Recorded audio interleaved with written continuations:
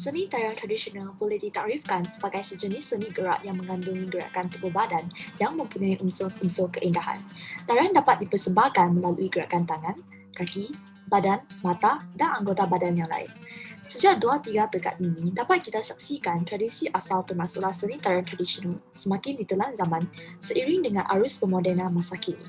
Persoalan yang ditimbulkan ialah adakah kita bersedia untuk melihat warisan daripada nenek moyang kita hilang begitu sahaja secara perlahan-lahan tanpa kita sedari, ibarat daun kering yang terbang di tiup angin? Dengan yang diperkatakan, fokus utama kajian projek kumpulan kami ialah seni tarian tradisional masyarakat Melayu, termasuklah tarian zapin, makyong dan kuda kepang. Hai, nama saya Yalan Telitan. Tarian Caiping adalah tarian pertama yang ingin dibincangkan.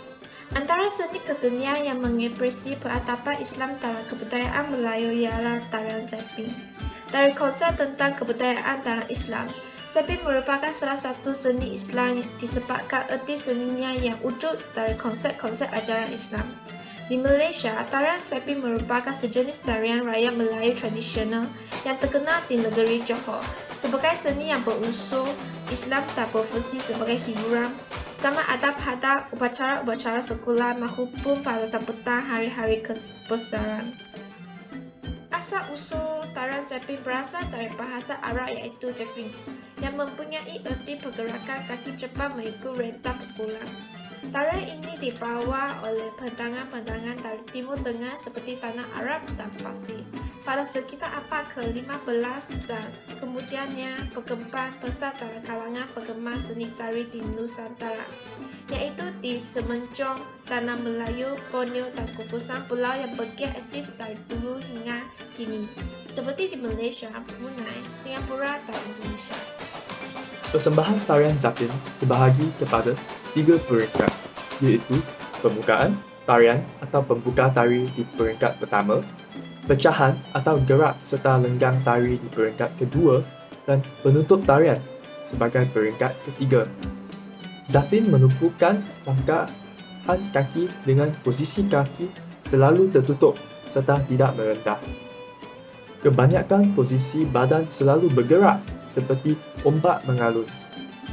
Sementara itu, posisi tangan tidak diperlihatkan secara jelas. Misalnya, motif memitik bunga, tangan kanan maupun kiri berada di bawah bahu.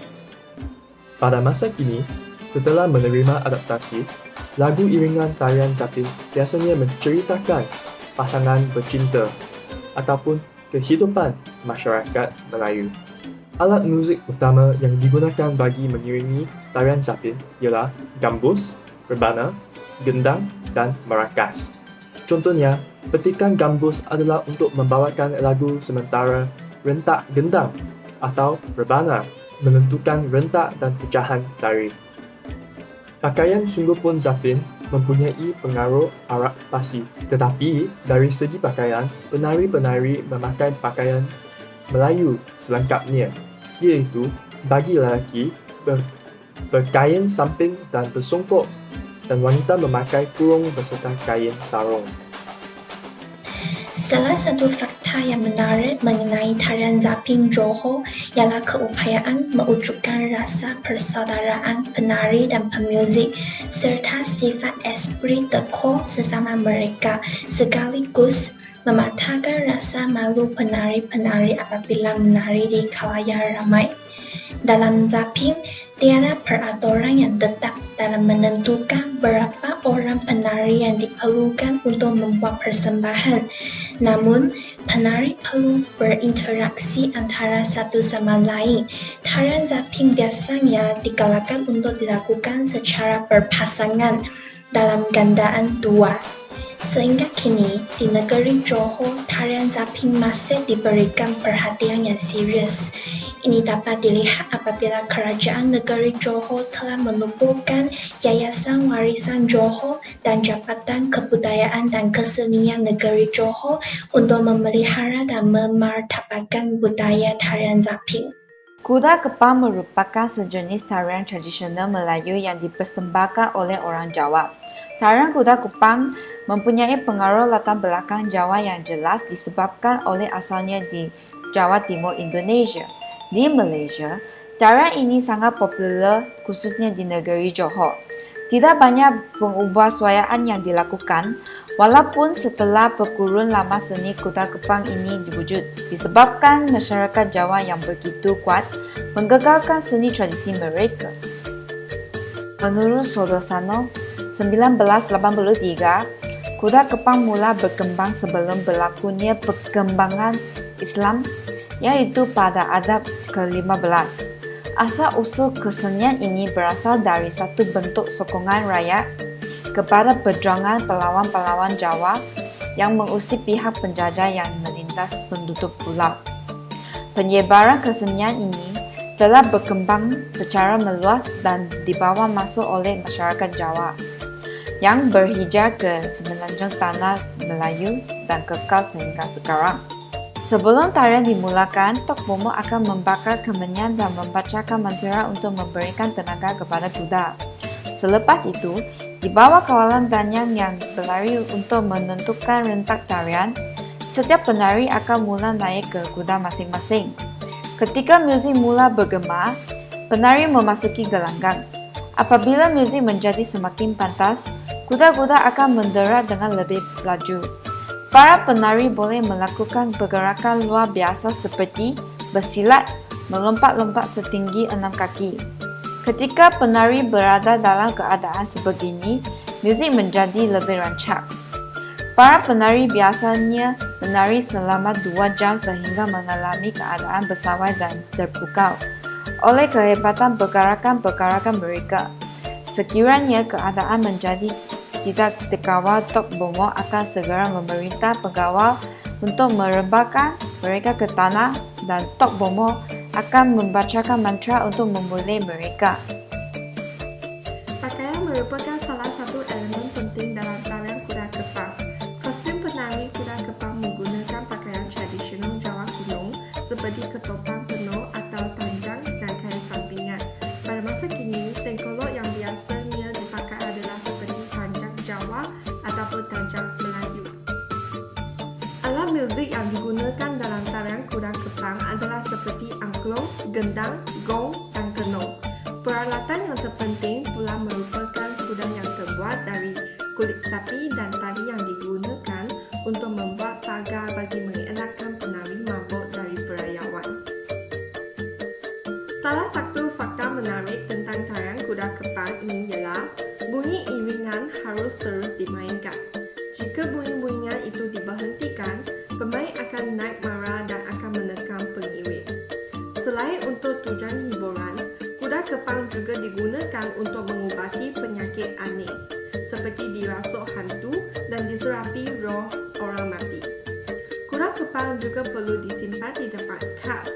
Jika tidak, semangat menenun kuda akan mengamuk dan menjejaskan persembahan seterusnya.